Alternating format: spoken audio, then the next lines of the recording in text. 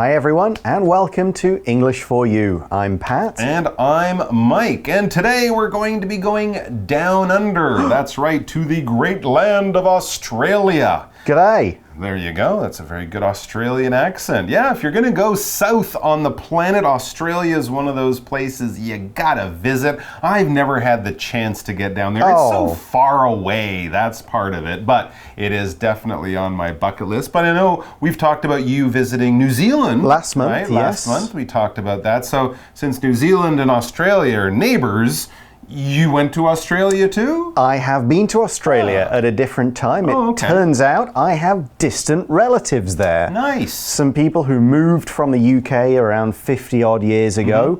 I've got some sort of distant cousins and aunts living in Melbourne, a city right down in the south of Australia where we think of Australia as hot. Melbourne's almost gone so far south that it's almost British in its climate. It does have some very hot days, but the weather is changeable. But yep, nice city. Enjoyed my time there. Okay, cool. But we are not going to stick in a city like Melbourne today. We're going to go into the outback a bit more. Let's read and find out what we can see there. Reading.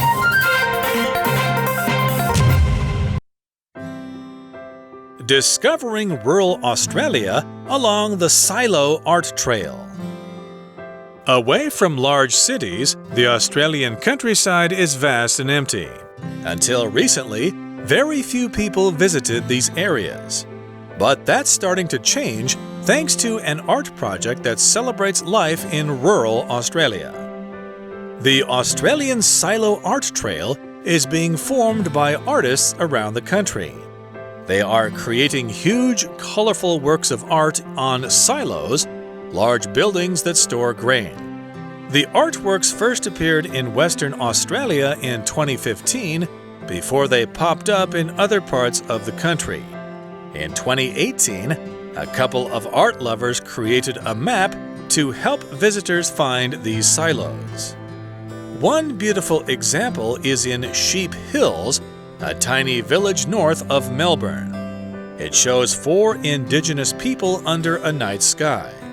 They represent the area's first cultures. Over 2,700 kilometers to the west, 3 silos in Pingrup display the village's farming and horse racing traditions. Locals love how these colorful works are helping them share their identities with the wider world. So our article begins with a bit of description. It says, away from large cities, the Australian countryside is vast and empty.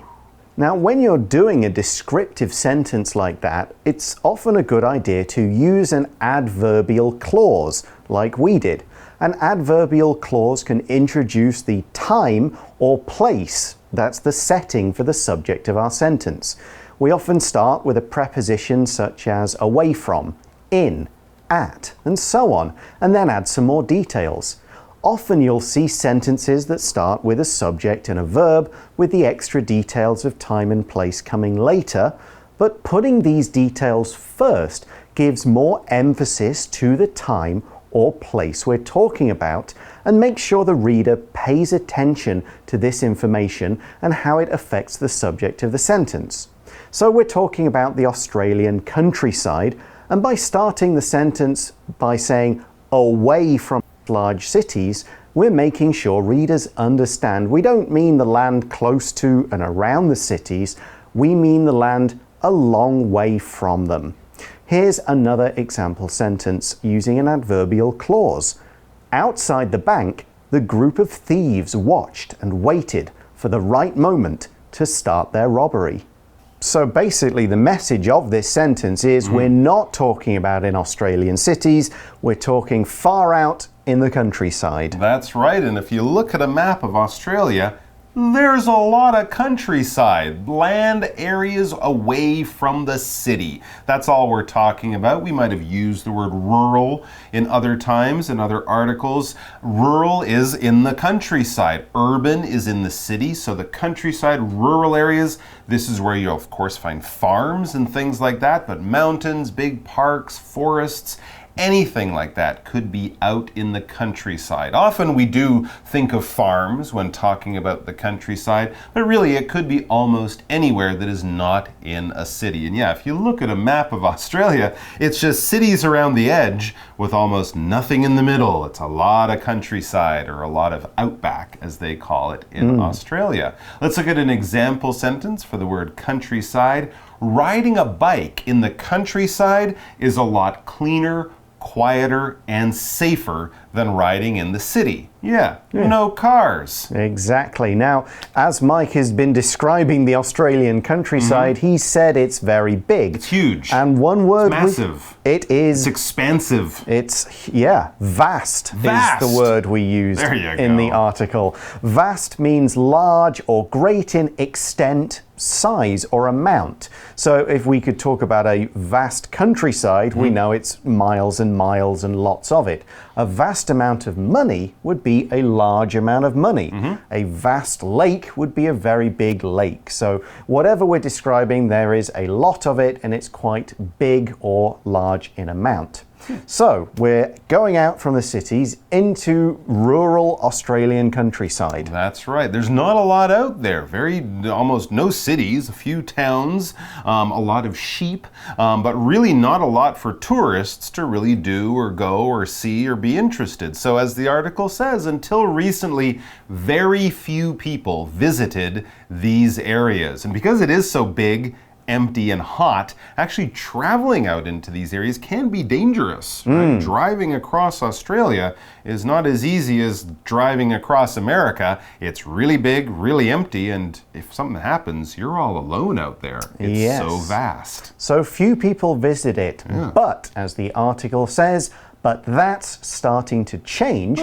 Thanks to an art project that celebrates life in rural Australia. Cool. There's that word. So, before we get to it, let's look at the phrase thanks to. Thanks to is used to show who or what is responsible for a particular thing happening, and also to give a little bit of gratitude. We're saying, oh, thanks to this thing happened. So, good on you, well done, you have helped to create this thing, you are responsible for making it come to be. Yes. So, rural countryside. Right, yeah, we just mentioned countryside areas away from the city. I also mentioned the adjective rural. That just basically means the countryside, areas away from the city. The adjective for the city would be urban, U-R-B-A-N. All right, so if we're near Taipei or Taichung, Kaohsiung, these are urban areas of Taiwan, but if we're up around Alishan or Hualien or Tailuga, these are rural areas, farming areas, mountain areas, forest areas, even areas down on the coast where there are lots of beaches but very few towns, no cities, little villages. These would be rural areas. Areas out in the country, more natural, no cities. All right, so let's find out about this art project that's bringing people out of the cities of Australia to the rural areas. We see that the Australian Silo Art Trail, so that's its name, is being formed by artists around the country. Cool. So we know it's an art trail. A trail is another way of saying path. It goes from one place to another place and people can follow it. We think of a trail, it could be a natural trail created by like animals going to water. Sure. That's a trail. It could be a hiking trail that someone maybe creates through the mountains. It's not going to be a flat road that cars can go on. It's pretty much only going to be for walking on. Yep. You might even struggle to ride a bicycle on a trail. Sure, very narrow, very rough. Yes, exactly. Here's an example sentence. This trail through the woods must have been made by large animals like deer. So it's wide enough that a deer can use it, which probably means we can walk down it too. That's right. But what is this silo art trail? What are people doing? All right, well, let's find out in the next sentence, which tells us they, the artists who are all working together to create it, they are creating huge colorful works of art on silos, large buildings that store grain. Okay, remember, this is a countryside, a rural area. We mentioned there are a lot of farms in areas like that. So they're painting some of the farm buildings with colorful artistic pieces. They're using them as an artist might use paper to paint a painting on. They're doing their paintings on these big buildings on farms. And of course, to catch your eye, an artist might make their painting very colorful. All right, if something is colorful, this adjective just means it's full of color. All right, it's got a lot of different colors. It will really catch your eye. Think of a peacock as a colorful bird, or a parrot has very colorful feathers. All right, a lot of tropical fish in the ocean are very colorful. And if you like to watch cartoons, you might be attracted by the colorful pictures in a cartoon or a comic book or something like that. For example, at the end of the party, all of the kids were given a colorful balloon to take home. So the balloons weren't all one color, they were all the different colors you can imagine, making it very colorful. And they said colorful grain silos. Yeah, a silo is just this big building for storing grain. Yeah. But grain is the seed, or all the different seeds from a plant, and we especially use it for plant grasses, so rice, wheat, all of those things. Often the grain is used to make bread, make noodles, or you can just eat it because rice is a kind of grain. Yep. So all of those things like that. You can smash it up to make flour. You can eat it whole if you cook it properly first. All of these are types of grain. Corn would be another type of grain. Here's an example sentence using grain.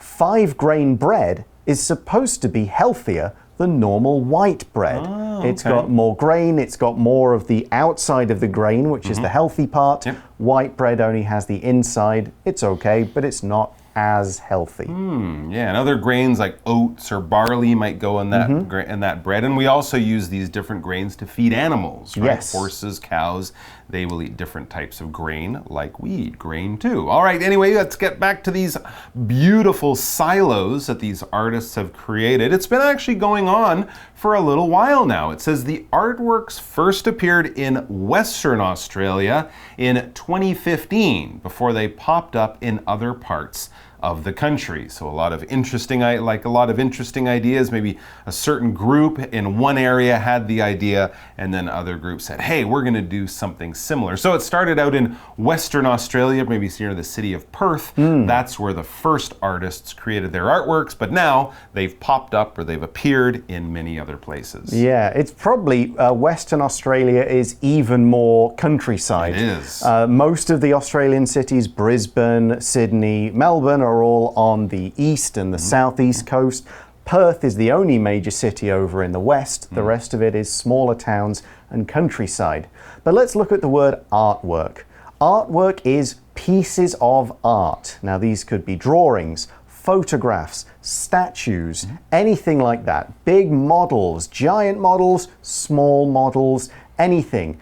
Pieces of art appear in books, newspapers, they appear in museums, so you could go and look at artworks. And these giant pictures on silos are also artworks. Yeah, and when something pops up, this verb is telling us basically it appears kind of suddenly, like it was there, it wasn't there, I should say, and then it was there, all right? So you might be walking around your neighborhood, and maybe you haven't walked down this street in 2 or 3 days, and say, hey, that used to be a closed, empty building, and now it's a shoe store. It suddenly popped up, or someone opened a restaurant there just last night, and now they're serving food. It just appeared very quickly, very suddenly, almost like magic. It popped up.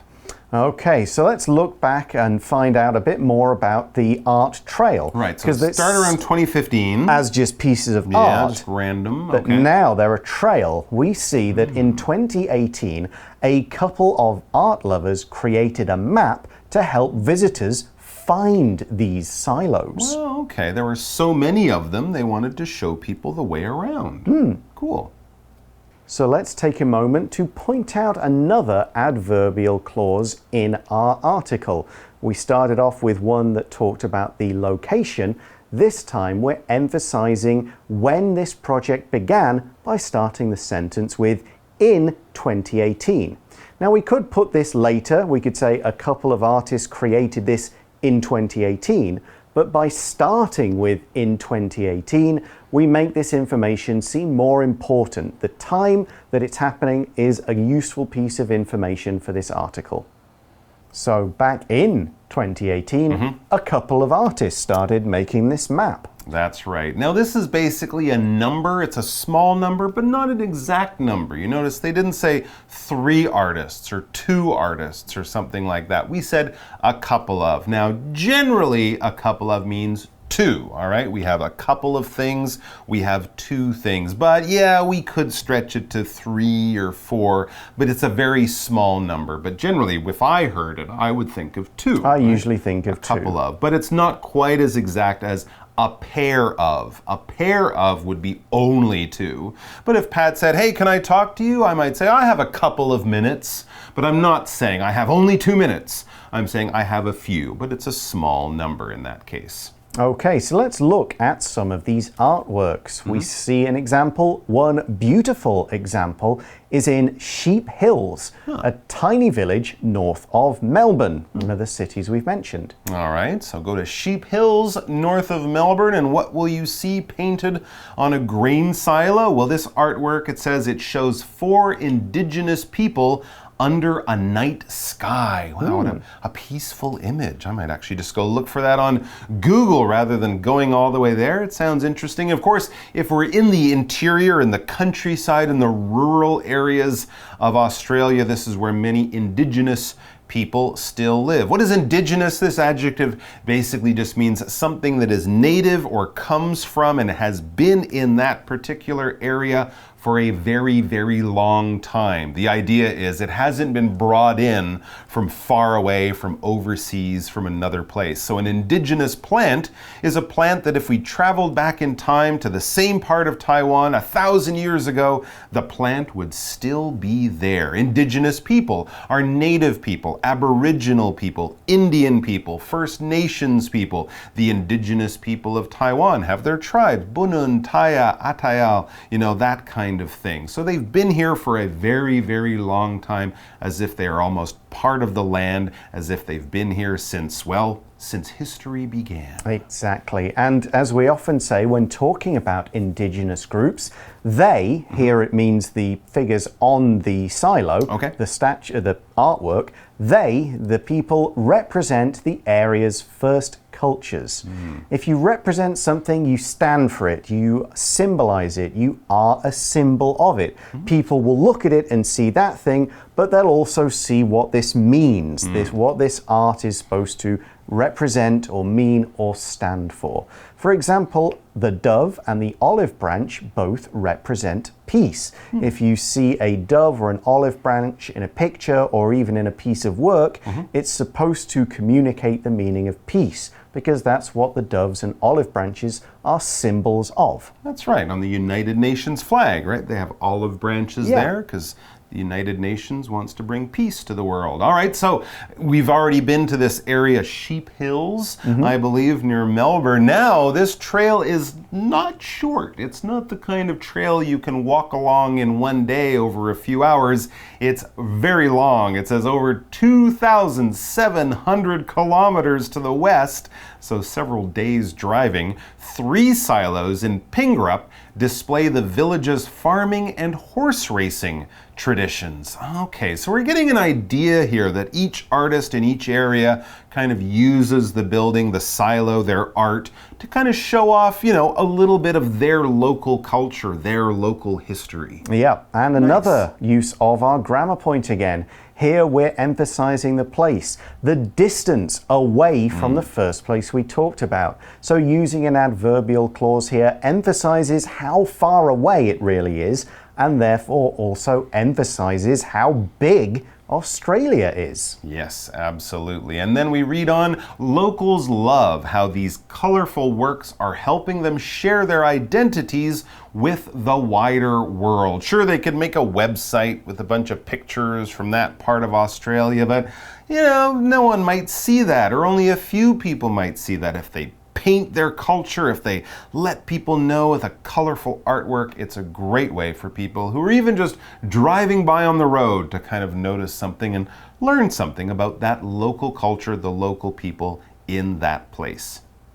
And we had that word indigenous a little bit earlier about something that comes from that place. Well, local is similar in a lot of the different ways because it is of that place, it lives in that place. Maybe it wasn't born there, but it's been there for a long time, all right? So your local area would be your neighborhood. It's the area near your home. It's the area where you spend most of your time. And you could even describe yourself as a local. A local is a local person, but in other words, it's someone who is from that place. You're not a foreigner, you're not visiting, you're not new to the area. It's somewhere where you spend a lot of time and maybe you were even born there. For example, if we want to find a good place to eat, maybe we should just ask a local. So there we have another grammar point. It's a noun clause starting with the word how, and this is being used to mean the way that or the way. For example, if you said, I want to know how to finish this homework, how to finish this homework is the subject of the verb know, and basically you're saying, I want to know the method of doing it. I want to know what to do first, next, and so on. Here's another example. I love how Taipei looks from the top of Taipei 101. I love the way that it looks. That's another way we can say it. And the people here love the way, or they love how these artworks share their culture with people. Yeah, and if you share something with somebody, that basically means you're letting other people know about something, you're letting them enjoy it. You might be introducing it to them because you think it's good and you think they will also get pleasure or happiness from it. So you'll share your birthday with your friends. Of course, you'll share real things. On my birthday, I'll share my cake with my friends, but I might share a meal with my friends. That doesn't mean they're eating my food. It just means we're going out for a nice thing together. But we're doing it together, and one person is kind of bringing other people into it in order to have more happiness for everyone. So these artists are bringing more colorful happiness to people and also sharing or introducing their local place to people from far away. Exactly. So check it out if you ever get the chance, and maybe have a look online if you're not going to be able to travel there soon. But that's all for this article, except for our For You Chat question. Let's do that now.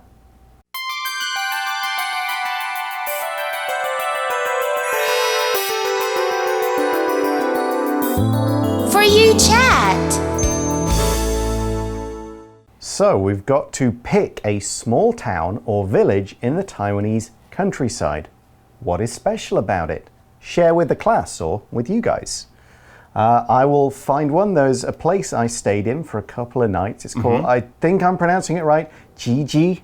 Okay. It's near Never Sun heard of Moon. this place. It's near Sun Moon Lake. It's got a beautiful little old-style railway station. Oh. And it's also got a temple, a big temple, that was cracked in half by a big earthquake. Wow. And they've kept it there. They've roped it off so you can't get in. But you can see this temple. It's kind of folded in the middle. Interesting. It's still kind of structurally there, but it's just a collapsed temple. Wow. So very it's a very interesting. unusual place to look at. There's also, so, you know, you can get nice snacks, you can go hiking, riding your bike around the area. You're close to Sun Moon Lake for going to check out all the stuff that's there. So yeah, that was a cool place I visited a few years back. All right. Well, if you've never been there, maybe check that out or share with your friends in the class another place you know that you think is really cool and special, and somewhere you might want to introduce a foreign person or someone who's visiting to because you think it deserves a bit more love and attention. All right, we're done for today, so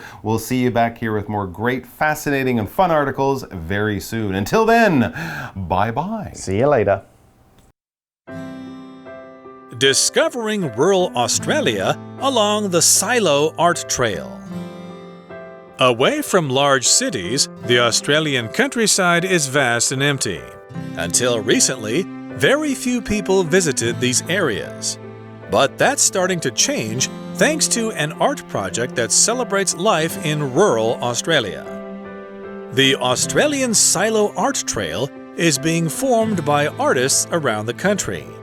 They are creating huge, colorful works of art on silos, large buildings that store grain. The artworks first appeared in Western Australia in 2015 before they popped up in other parts of the country. In 2018, a couple of art lovers created a map to help visitors find these silos. One beautiful example is in Sheep Hills, a tiny village north of Melbourne. It shows 4 Indigenous people under a night sky. They represent the area's first cultures. Over 2,700 kilometers to the west, 3 silos in Pingrup display the village's farming and horse racing traditions. Locals love how these colorful works are helping them share their identities with the wider world. Vocabulary Review. Countryside. Jackie left Taipei and went to live on a farm in the countryside. Trail. This hiking trail leads from New Taipei City to Yilan, and it takes about 4 hours to finish. Colorful.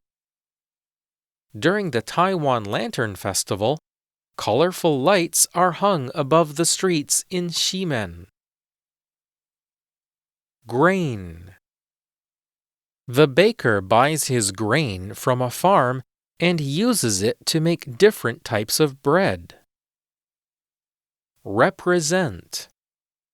The red circle on Japan's national flag represents the rising sun. Local. Sam couldn't find Tainan Station, so he asked a local to show him the way. 智慧小补帖 Rural. Vast. Artwork.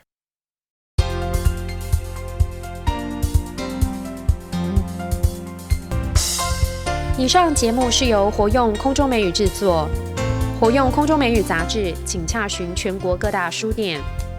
如欲索取试听教材，请来电02-2364-4000 02-2364-4000，或上网查询，网址是 www.english4u.net www.english4u.net